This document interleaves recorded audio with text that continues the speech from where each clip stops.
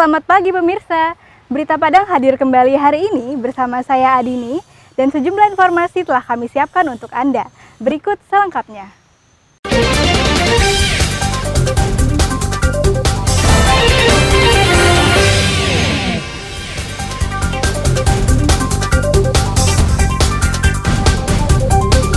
Puluhan kios semi permanen di Pasar Raya Padang ludes terbakar.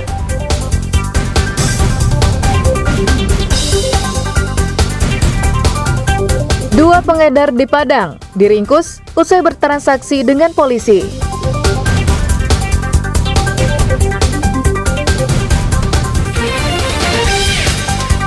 Seorang santri di Pasaman Barat diterima di Universitas Timur Tengah.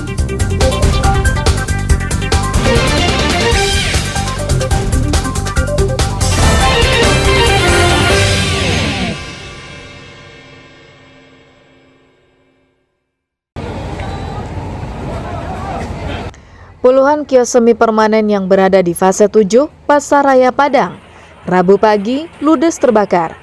Kobaran api dengan cepat menyebar karena sebagian besar kios terbuat dari terpal plastik.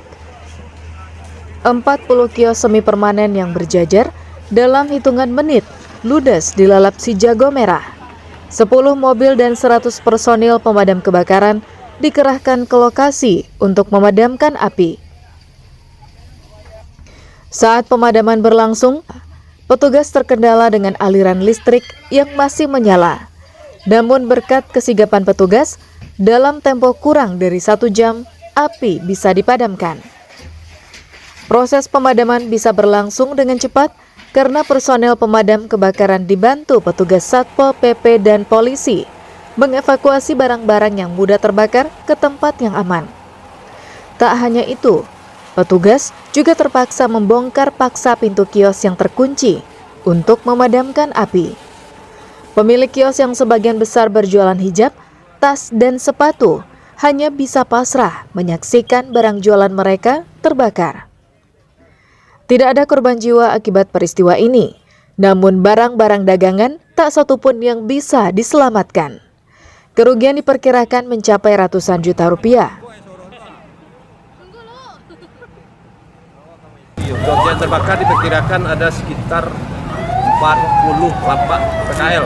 Pemadam turunkan ada 10 unit dengan lebih kurang 100 orang personil dari damkar. Belum diketahui, nanti pihak kepolisian yang menyelidiki. Ini memang ada arus listrik di sini atau gimana?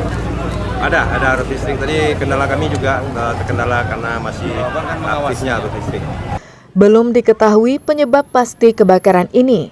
Namun dugaan sementara akibat hubungan pendek arus listrik karena di setiap kios terdapat instalasi listrik. Polisi masih melakukan penyelidikan untuk mengetahuinya. Alfi melaporkan dari Padang.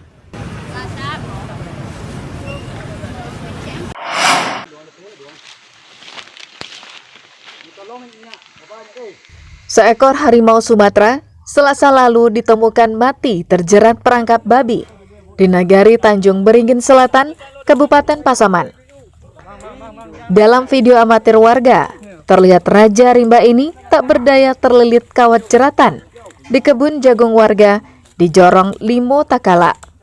Saat pertama kali ditemukan warga, kondisinya masih hidup namun sangat lemah.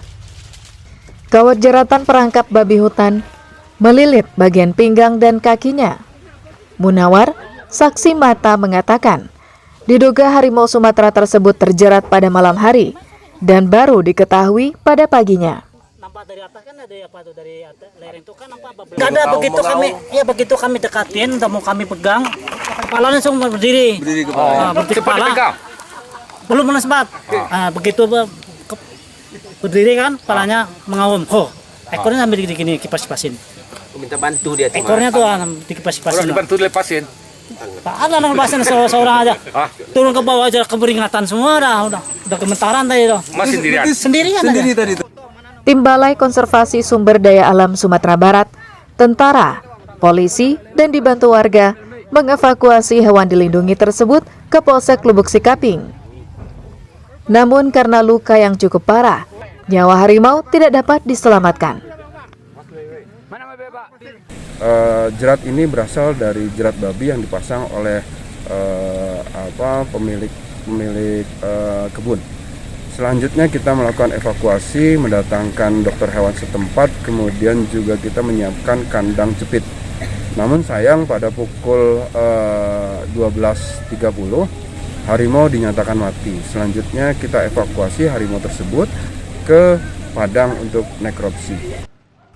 Selanjutnya, Inyak Balang dibawa ke kantor BKSDA Sumbar proses nekropsi atau bedah bangkai hewan.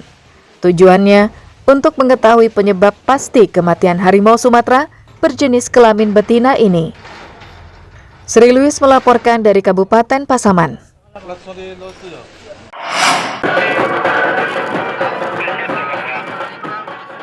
Irwan Fikri menyatakan mundur sebagai Wakil Bupati Agam periode 2021-2026. Surat pengunduran dirinya disampaikan ke DPRD Agam pada Jumat pekan lalu yang diterima langsung Sekretaris Dewan. Dalam surat itu, Irwan Fikri menyatakan mundur karena hubungan kerjanya dengan Bupati Agam cenderung tidak bagus dan berpotensi mengganggu jalannya roda pemerintahan. Mundurnya Irwan Fikri sebagai Wakil Bupati Agam menggemparkan masyarakat khususnya di Kabupaten Agam, termasuk Bupati Andri Warman. Orang nomor 1 di Kabupaten Agam itu mengaku tidak tahu perihal kemunduran wakilnya. Terkait alasan ketidakharmonisan kedua pucuk pemerintahan di Agam itu, Bupati membantahnya. Andri Warman kecewa dan merasa harga dirinya diinjak karena menurutnya selama ini hubungan Bupati dan wakilnya baik dan masih sejalan. Ambo sampai detik ini tidak ada dapat sepatah kata pun dari beliau mundur. Ini suatu hal yang menurut pendapat Ambo, harga diri Ambo agak diinjak oleh beliau. Beliau katakan dalam surat beliau tidak sejalannya, di mana tidak sejalannya. Atau surat beliau itu beliau serahkan ke DPRD Kabupaten Agam tanpa ada tembusan Kambo dan tanpa ada bicara Jambo. Tapi informasi yang mendapat ternyata surat itu untuk beliau mendaftar menjadi anggota DPRD di Provinsi Sumatera Barat. Saya merasa tidak ada masalah. Nggak tahu kalau beliau mengatakan seperti itu.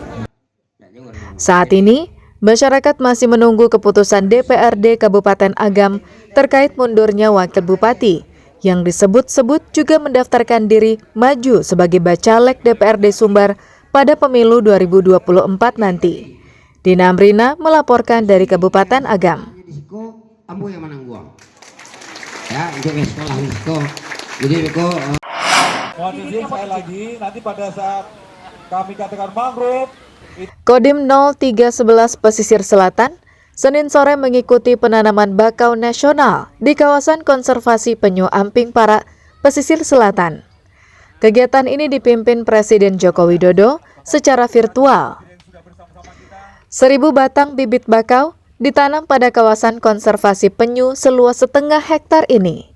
Tujuannya untuk menjaga populasi habitat air dan menjaga ekosistem lingkungan serta antisipasi bencana. Keberadaan hutan bakau juga diyakini bisa membantu ekonomi masyarakat karena bakau menjadi tempat berkumpulnya ikan. Bapak Presiden juga sampaikan tadi terutama jangan selesai hanya di sini saja, tetapi setelah ditanam kita sama-sama kita jaga, kita lestarikan. Nanti kita kembangkan di seluruh titik. Nah, terutama memang karena di sini juga kebetulan ada penangkaran penyu, ya kita sekalian kita kembangkan karena sebelumnya juga memang sudah kita tanam juga di sini mangrove. Ya alhamdulillah masyarakat sekitar juga merasakan manfaatnya yang luar biasa. Kodim 0311 Pesisir Selatan sudah memulai penanaman bakau di kawasan ini sejak tahun 2015 lalu. Kegiatan tersebut menjadi agenda rutin dan dilakukan setiap tahun. Banta Fauzan melaporkan dari Pesisir Selatan.